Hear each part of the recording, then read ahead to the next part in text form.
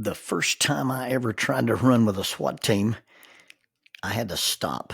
I had to drop out. I had to start walking. Now, in all fairness, I was running in Rockport's khaki pants and no shirt, and they were trying to kill me. Or at least they wanted to see if I was smart enough to tap out. Over the next few months, I started trying to run well enough to keep up with them. Now, I was 29 at the time, and running seems to be very, very mental. And I quote, I run because I hate it. It's hard and I make myself do it. Or that's at least what Jason Brightwell says. And Jason runs more miles in a year than I've probably run in my entire lifetime. But it's that kind of intentional adversity that has a certain appeal to lots of people. One of the rules I had in those early days of trying to be a runner was that when I ran with SWAT, if I dropped out on a run, if I stopped running and walked, now I could slow down, I could change my pace, but if I quit running and started walking, I'd throw my shoes away. Now, I made that deal, and I was only accountable to myself. It wasn't something I signed a contract with. It's not really anything I told Jackie about.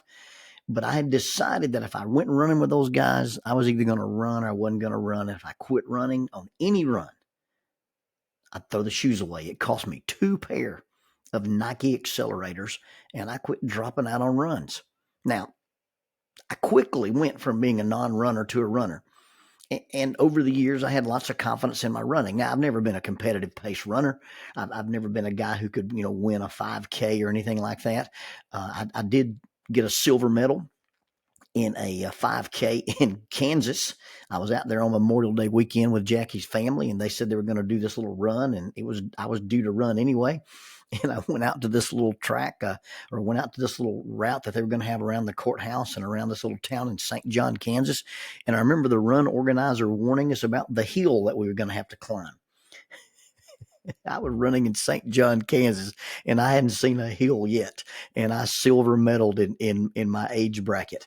And I ran consistently from about age 29 all the way through. I've been a pretty consistent runner up until my 40th birthday. On my 40th birthday, I did the 40-year challenge, and I had often said, I'd taken lots of youth groups up to Fall Creek Falls. And driving up that back way, not the new road, but up the back way into Spencer, Tennessee, I had made the remark one day, you know what, I'm gonna run that hill when I turn 40. And so the week of my 40th birthday, I ran the hill. I ran up the mountain into Spencer, Tennessee. And apparently I had been so obsessed in that last year or two leading up to that run that it had been so much on my mind, and I was running lots of hills, and I was doing a lot of hill repeats and a lot of hill training, that after I ran it, I kind of experienced something like a post-marathon malaise.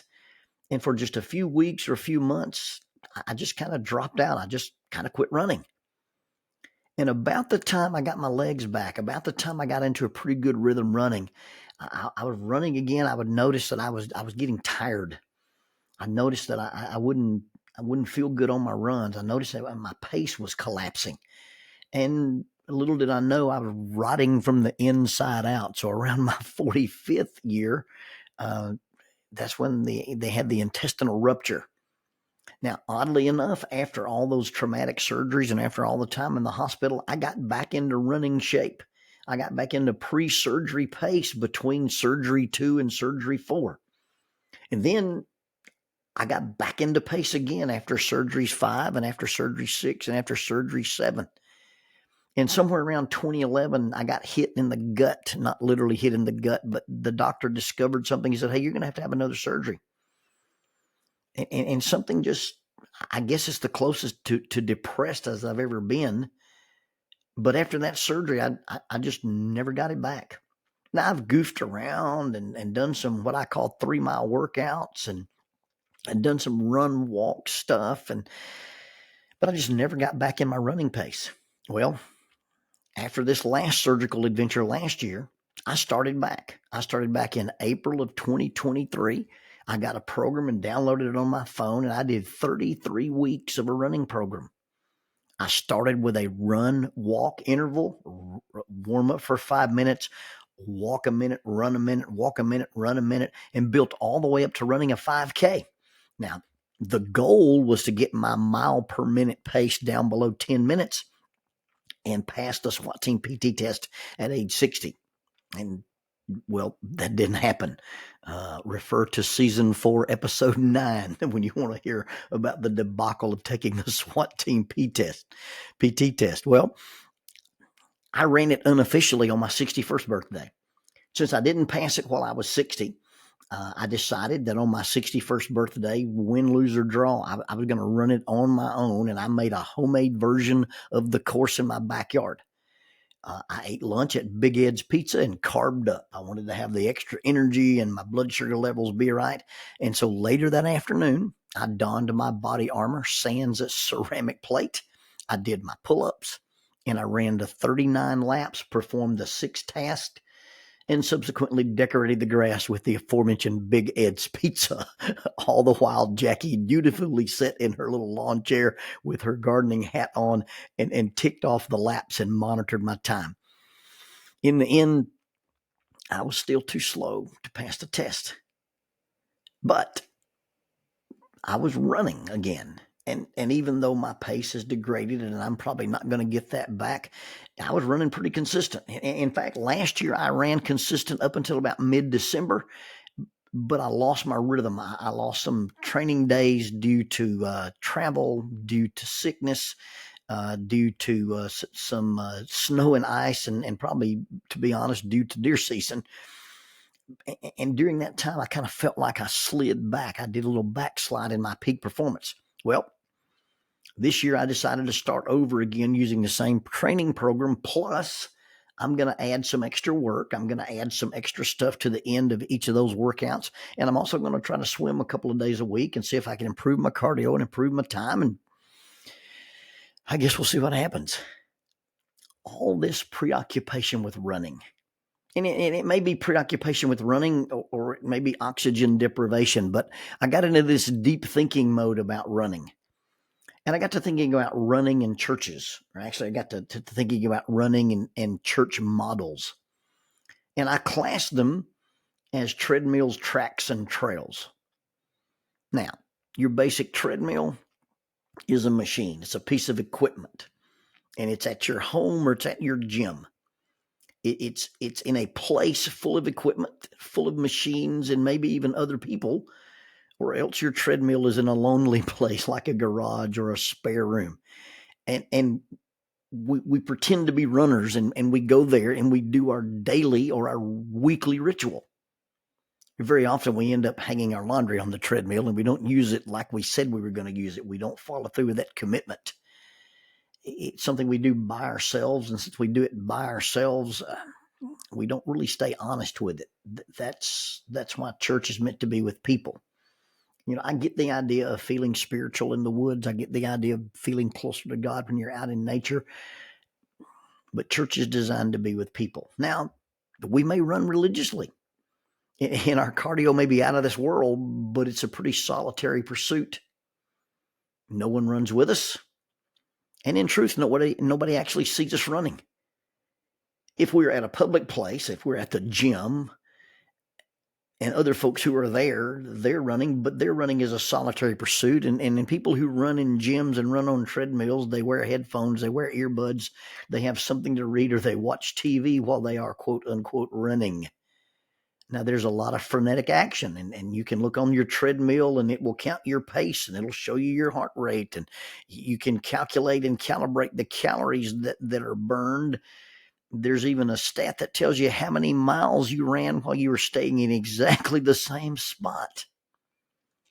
I ran 5.2 miles today, but in reality, I went nowhere. Sometimes we talk about a thing when people are acting in a way and there's a lot of frenetic energy and there's a lot of movement. I think one of the trainers at SWAT calls it dynamic inactivity. The track is an oval around a park or around a football field. And the runner runs it in laps. You run the same thing and you run it over and over and over, day after day, week after week, month after month, year after year, lap after lap. The scenery doesn't change, and unless people come to the track, we don't see them. Unless people come to us, we don't see anybody, we don't encounter anybody, we don't run past them, we don't run along beside them. And if somebody doesn't show up at the appointed track time, then they have no chance to meet us. They have no chance to interact with us. They have no chance to join us. They have no chance to run with us. They have no chance to become running partners. Now, it's funny that we only invite people to run with us when we're not in our tracksuit, or we are in our tracksuit and we're on our way to the track, but they're somewhere else. We meet them in a store, or we're leaving work, or in an unrelated activity. And then the conversation is, hey, you should come to the track and run with me sometime. And their response is always, sure, I'd like to. But that's about as far as it actually goes. And then you have your trail runners. And a trail can be actually a trail. It could be an isolated place in the woods. But more often, a trail is a path through a park, or it's a route around a neighborhood, or a route through a city, or it's a route in a community. And in fact, if you're a runner, you can run in different cities if you find yourself traveling. You see, my running is not tied to a building. It's not tied to a piece of equipment. It's not tied to a specific location. So it doesn't matter anywhere I'm at. If I'm a runner, I can get out and go for a run in any city. And even if I'm on vacation, I can run. And then we're not just running, but we become runners. And as we run, we encounter people. And the people that we run into, oftentimes we can and do often stop and talk. We speak to the children. We change our pace and run with others, or change our pace and allow others to run with us. I remember running one day in a neighborhood track or a neighborhood trail, and as I was running, I passed this little family, and they were pushing a stroller, and a kid had a bike, and one little kid wanted to run. And he started running beside me, and I slowed down. I looked back at Dad, and Dad gave me a nod, and this little guy ran with me till he got too far away, and Dad hollered at him to come back. But just for a moment, this little bitty tiny boy had been a runner with a guy who was running. We're running in these neighborhoods, and we're running these paths, and we stop and talk to people. We notice people's pets. We notice people's children. We watch for hazards, and we tell the bikers or the people with children in the strollers, hey, I saw a snake up this way, or there's a bee's nest here, or there's a tree across the road, or hey, watch out for that puddle. And we tell them something that they need to know about. In a neighborhood, if we run often enough and we run consistently enough, we end up with the regulars. We have the people we see on our morning run. We have the people we see on our evening runs. We have the people we see on our midday run. You always see that family on the way to school. You always see Mrs. X or Mr. X taking out the trash and rolling it to the road. You become aware of the teenager up the hill when he or she just got their license, a new sports car, and a cell phone. And as part of all this routine, you notice and you learn to expect to see people. And honestly, they expect to see you. And you're a runner, but you pass people who are also runners, and walkers and pedestrians and motorists, and neighbors sitting in the yard or sitting on their porch, neighbors working in their yard. And at some point, running and people that you encounter begin to merge. And it's not just about running, and it's not just about people, but it's running into people. And if you run often enough, and you run past Mrs. X's house enough, and you don't notice her, you don't see her, and you don't see Mr. X taking his garbage out to the road, then you may stop your run and knock on that door, hey, and ask, is everybody okay? And sometimes you can be at a ball game, or you can be at a store, or you can be at a school function, and somebody in that community will almost always walk up and say, hey, aren't you the guy that I see running? And see, there are people who don't know you, but they know you run. There are people who don't know you, but they know you are a runner. Now, I get that metaphors are imperfect, and they're often incomplete, and that which proves too much proves too little. But if you decided to do this thing that we call the Christian race, If you've decided to be a person who's running the race of faith, then you can be somebody who does church on a treadmill. And you go at the same time at the same place, and it's a solitary pursuit, and you do it on your own, and you don't really encounter and invite anybody to go with you.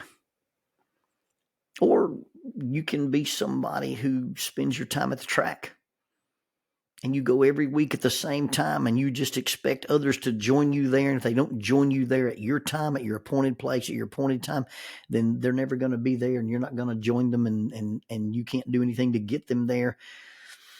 And you feel good about being a runner, and you feel bad for those people who don't come to the track and run with you. Or we can decide to be people who take our running outside the building. We can be people who take our running away from the equipment. We can be people who are the church. And then we're seen in our parks, in our neighborhoods, in our cities, in our schools, in our communities. We're seen at races, and we're seen with all races. You see, the commission Jesus gave his followers was not merely go. He didn't tell them to go and be tied to treadmills, gyms, and tracks and meeting places with equipment and memberships. But what he told them was to make disciples as you are going about. And that's the difference between running and being a runner.